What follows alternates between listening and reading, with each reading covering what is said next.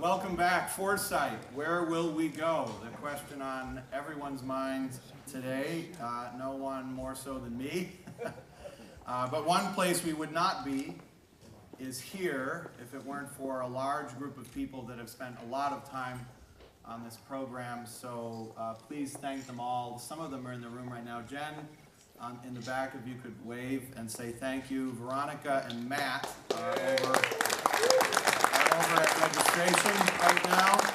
So when you see Veronica and Matt Zorn, please say thank you. Paul is somewhere here with a camera, hiding behind the camera.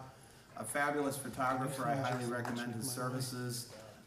Brian Stevens, and where's Brian? Brian is all of the AV in here, and also Jeremy. So Sound Investment does audio and this beautiful setup here, and Media Vision does all of the video.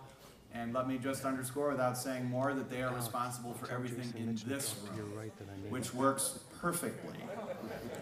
And of course, Ari Garber. If there's a guy wandering around that looks like he might break your knees, that's Ari Garber. So with that, I would also like to introduce one of our kin student leaders.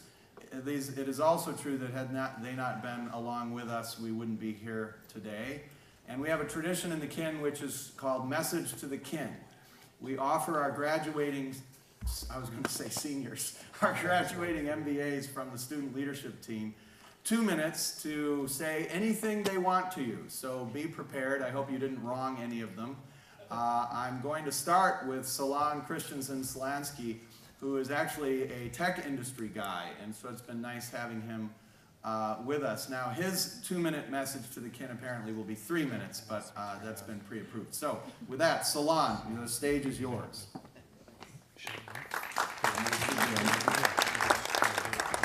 Morning. I'd like to start off with a little participation. Who here has had pad thai? Pretty good. Who here has had an amazing pad thai? A bit fewer. So, an amazing pad thai is defined by its balance. Unfortunately, they're pretty rare. Usually what happens is the sauce goes off. The sauce should be a great balance of sweet, sour, and salt. Similarly, in our own lives, we all look for balance, but we often struggle to get there. So today I'd like to use the balance of a perfect pad thai sauce as a way to talk about some lessons we can learn about personal balance. I learned the following recipe from Kasma. Kasma is a Thai expat who teaches a cooking school. Kasma is a notoriously strict teacher. She would never hesitate to try a dish I was making, shake her head and say, "This is not Thai." So, I hope I get this recipe right. Three key things are in this recipe: fish sauce, tamarind, and palm sugar. First, fish sauce, 3 parts. Fish sauce, for those of you who don't know, is what happens when you combine anchovies and salt and let it all ferment in the sun. What comes out is a deliciously salty, yet pretty rank smelling liquid. Fish sauce has a lot of salt, and as all the cooks in the audience know, salt is one of the most critical ingredients in cooking. Salt, however, is not necessarily about adding seasoning, but more about bringing what's already there. Similarly, in our own lives, when we're often striving for balance, I found myself trying to add too much, trying to find additional things to do. But ultimately, what's often been useful is to instead pause, reflect, and focus on what I already have. Second, 3 parts tamarind. Tamarind is a pretty sour, bean-like pod.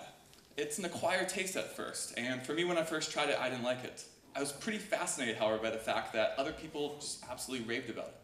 So over time, I tried to incorporate it into my cooking more and more, and I've grown to really appreciate the sour flavors that can add to complex dishes. Similarly, we all gain by challenging our own assumptions and having new experiences.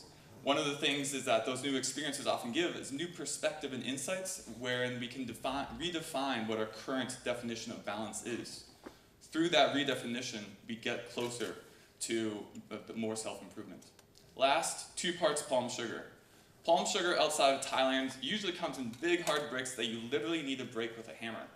You can substitute brown sugar, but as Kasma would say, that is not Thai. In Thai cooking, palm sugar, its purpose is not necessarily to add sweetness, however. Instead, it's to tame and help people appreciate the chilies that are always present.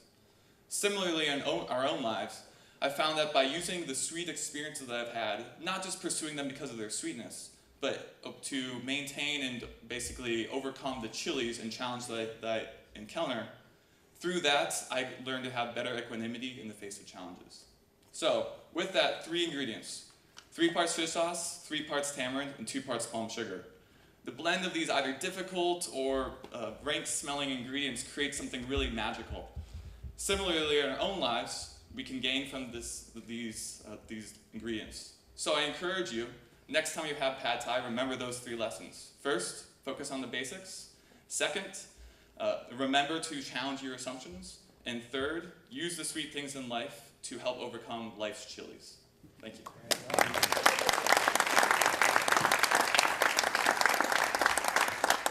Thanks, Solon.